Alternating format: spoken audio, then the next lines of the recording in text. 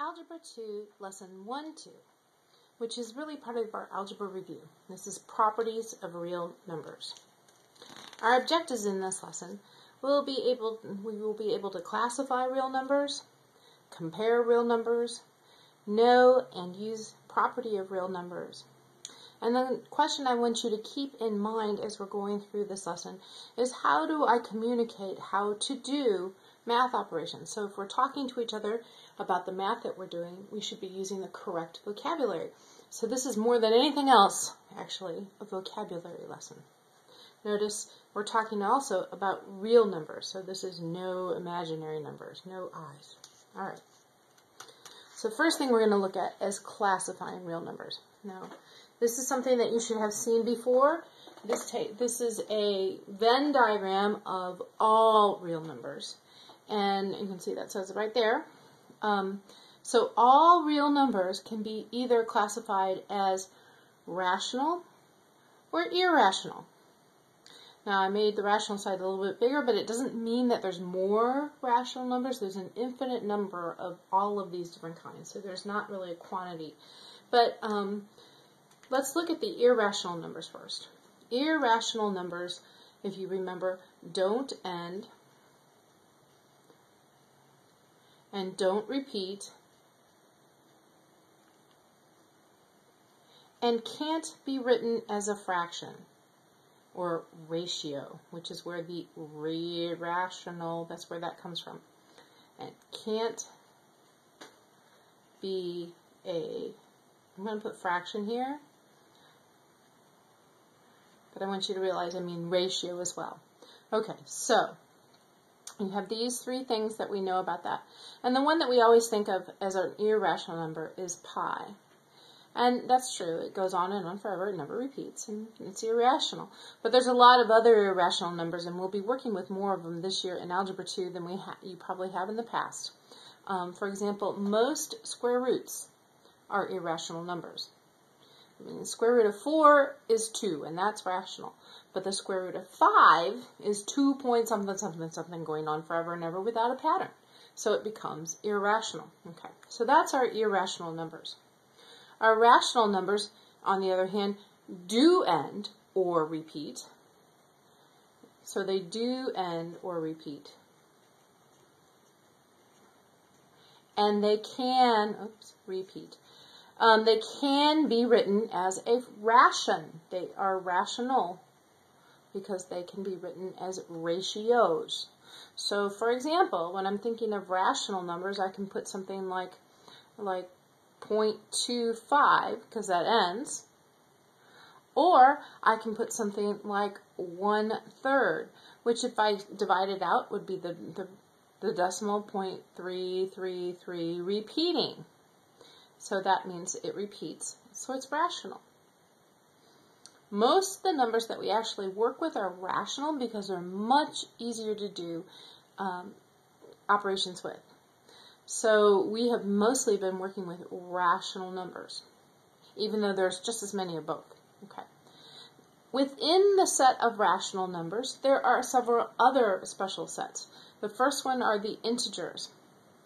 Integers are any number, whole number, positive or negative. So if I start at 0, I could go both +1, +2, +3, and on and on and on and on. And -1, -2, -3, and back and back and back. Okay, so they are all the integers. Integers don't have decimals either, or they don't have the fraction parts. I usually call it the whole numbers and their opposites, because this is the whole numbers, and these are their opposites. Okay, whole numbers are just that, numbers without a decimal or a fraction part, and they go on and on and on. It starts with a 0. Okay?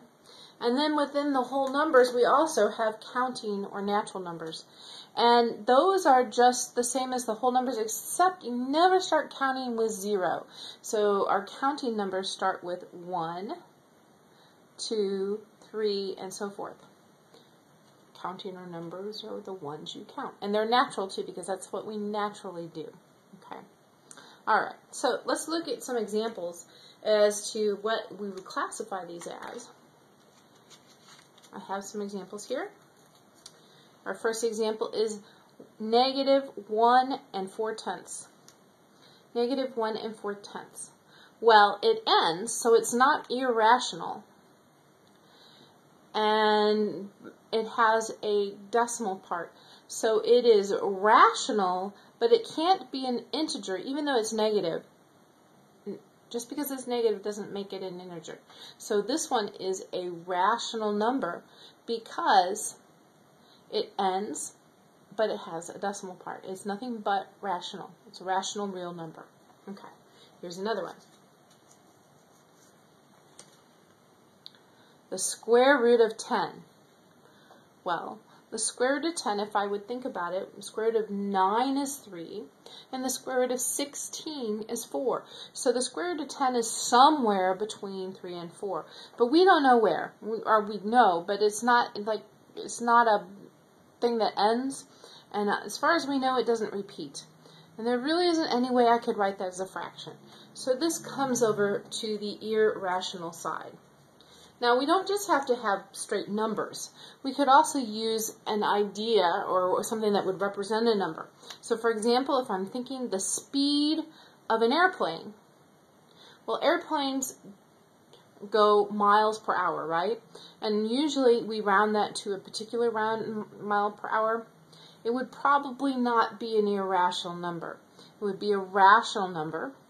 It would probably be an integer because we're going to probably not say, we'll probably say 300 miles per hour, which also makes it a whole number, and a counting number. So the speed of an airplane can go here, and the counting number is where you would go out from there.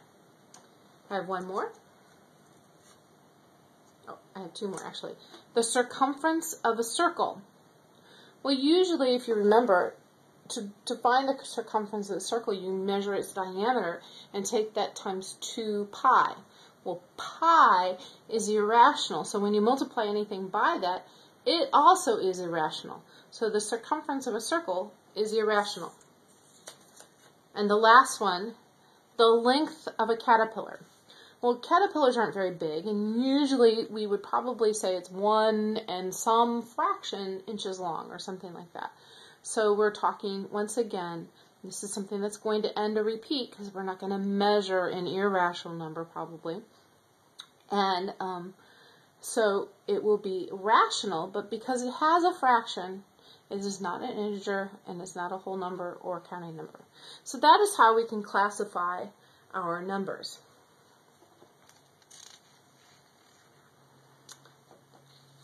Every real number that exists as a point on a number line. Now I know you've seen number lines before, and you're used to seeing the numbers on the number line. What you may not be as used to is realizing that even though the number isn't written there, the real number, and let's look at our things here again. Let's look at that square root of 10 for a minute from our last page. Just because I don't see the square root of 10 here doesn't mean it's not there. Remember we said the square root of 9 is 3, and the square root of 16, which is the next one larger, is 4. So I know that the square root of 10 should come somewhere between 3 and 4. And since 10 is closer to the square root of 10 is going to be closer to the square root of 9 than it is 13, I'm going to say the square root of 10 is right here. Here's where the square root of 10 goes. And if I were graphing it, I would just put my point like that. Okay. So all of our things, all of our numbers, real numbers, live on the number line somewhere. Okay. We can use that property or that knowledge to be able to compare numbers, because we know that all the numbers towards this way, the farther to the left they go, the smaller they are, and the farther to the right they go, the larger they are. So we can use that to compare. So let's try that. I have a few examples here. I have compare using greater than, that's the greater than, or less than. Greater is the big side. Okay. So I have 4.7. 4.7 would be about right there. And the square root of 26. Well, square root of 26 is bigger than the square root of 25, which is 5. So I have 4.7 or something just a little bigger than 5. Obviously, the square root of 4.7 is going to be less than the square root of 26. There, 4.7 is less than 26. 4, which is right there, obviously, and the square root of 12. Once again, we have the square root of 12. It's not going to be a whole lot bigger than the square root of 10. So 4 is larger, so this is greater than. See how I'm using the number line to do this. Similarly, we can use the number line. I'm going to take this number away for a minute to compare a whole list of numbers. We can say, okay, write in decreasing order. So I'm going to go 1. 1 is here. And I'm going to put the number up here so that I know I'm looking for it. -3. -3. The square root of, or the negative square root of 2. Well, here we go. The square root of 1 is 1. And the square root of 4 is 2. So the square root of -2 is going to be somewhere between -1 and -2, which I'm going to just stick it right there. I'm going to call it the negative square root of 2. 8, which is way up here. And the last one is 1/3, which is right here between 0 and 1. And if I'm going to list them in decreasing order, now that I've got them on my number line, all I have to do is go that way, and I've got it. So that means that becomes 8, 1, 1/3, the negative square root of 2, and -3. And that is from the greatest to the least. Okay, that is comparing numbers using the number line. Now we're going to talk about some properties. These properties are what makes algebra work. By using these properties and understanding them, we can manipulate algebraic equations and expressions. And that's what we are here to do in this year. So they're very important. We might not always talk about what these are, but we are using these properties on a daily basis. So here we go. Properties are relationships that are true for all real numbers, except sometimes 0. 0 is kind of weird. Okay, but we'll talk about it in a minute. Okay, so our first one, in fact, the first one tells me where it's really weird, is a multiplicative inverse. Any real number times its multiplicative inverse, say that 3 times fast. Another word for multiplicative inverse is reciprocal, which is a little easier to say, is 1. So if I take any number times its reciprocal, I like that word better, I get 1. Okay, so let's see. If I had 5, and I take that times its reciprocal, which remember is just 1/5, I get these, I can just put that over 1, and I end up with 5/5, and that equals 1. 1. That's worked. Okay, how about if I tried 2/3? The reciprocal of 2/3 is 3/2. I'm just flipping it. And once again, I get 6/6, and 6/6 is just 1. Okay? Now, why does it say except 0? Let's look at this. Okay? 0 times, what's the reciprocal of 0? Well, if we said 0/1, because we do that for all the other whole numbers, that would be 1/0. However, I cannot have 1/0. I cannot have, this is an undefined fraction. And that is why the multiplicative inverse property does not work for 0. Okay? All right. Additive inverse. Here, I'll put a little line here so you can see that this was all multiplicative inverse. Additive inverse is a little bit different. This says the sum of any number and its opposite is 0. So here we go. Let's start with 5 again. 5 plus the opposite of 5 is -5. And if I add those together, I get 0. So 0 is part of this one. Now, 0 doesn't really work here either because 0 doesn't have an opposite. But if you would think of it as 0 plus 0, you still get 0. So it's not so obviously not part of the additive inverse property. Let's try another number. How about -27? The opposite of negative 27 is positive 27, and my answer is still 0. So that is the additive inverse property. Okay. Two other properties that are very important are the identity properties. And once again, we have a multiplicative identity and an additive identity. Our multiplicative identity says that any number times 1 is itself. Now this really seems obvious to most of us. 2 times 1 equals 2. And that's true.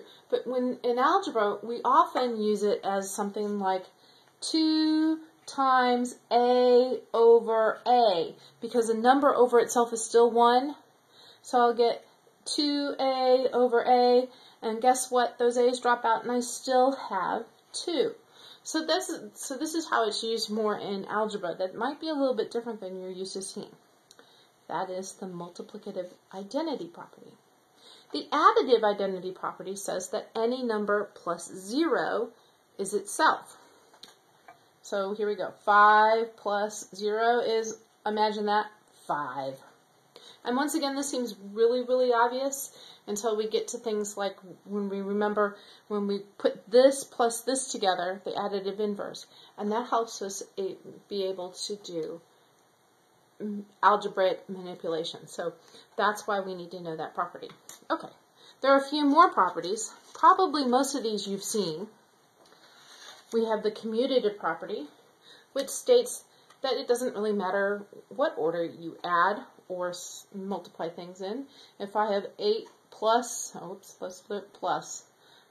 3, that equals 3 plus 8, both of those equal 11, right? Same thing with multiplication. If I had 8 times 3, it's the same as 3 times 8. So the way we say this algebraically is that a plus b equals b plus a, or a times b, and notice I'm not putting any symbol there, that means times, b times a.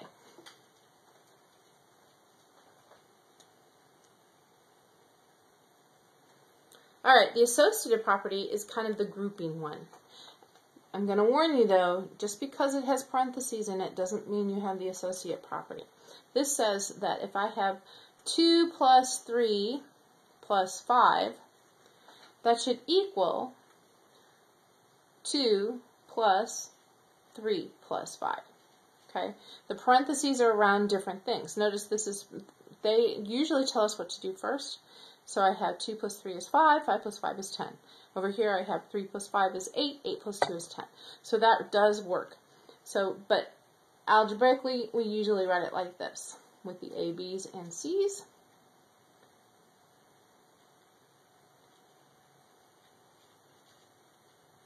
So there you have it.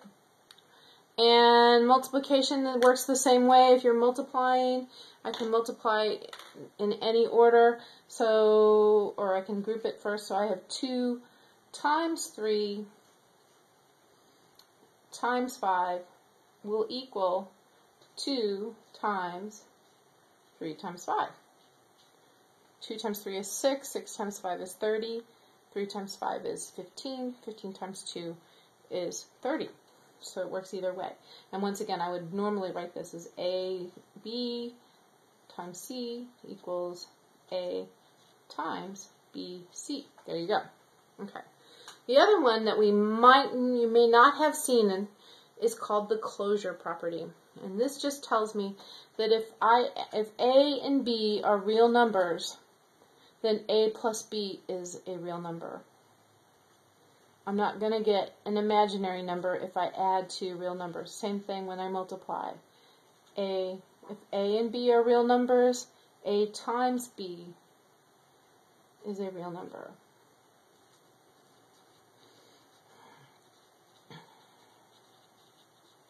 Okay. The last property that I'm going to talk to you about today is one that I'm hoping you remember. It's called the distributive property. And it says that if you have a multiplier, let's put 3, outside of a sum,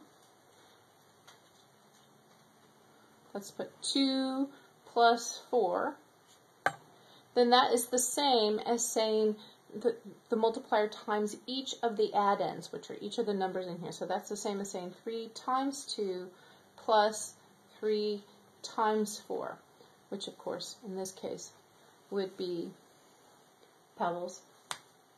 That's my dog. I'm sorry, she's getting into something she shouldn't. Okay, 3 times 2 is 6, plus 3 times 4 is 12. And that, of course, equals 18. In this case, I would have 3 times 6, which is also 18, because I would add these first. So I'd add 3 times 6. Okay. Now, it seems like silly to use the distributive property. It's great that it works. But why? Because you can add those things first, right? Well, not so fast, because when we use it in algebra, remember, we usually end up putting a variable in there. So we would have something more like, let's go ahead and put all the variables. A times B plus C equals A times B, because remember, I'm distributing my multiplier, plus A times C. Okay? And that's how that one works. And if you can multiply those, you do it. But these are unlike terms, so I can't multiply them. Not really. Okay, so those are our properties that I wanted to go over. I have a few examples for you at this time. You might want to stop the tape for a second and try these, because I'm going to show you the answers in just a second.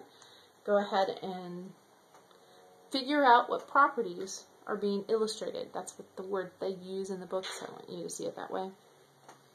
Okay, here are the answers. If you didn't get these answers, it would be a good time to go back and review your properties. See you in class.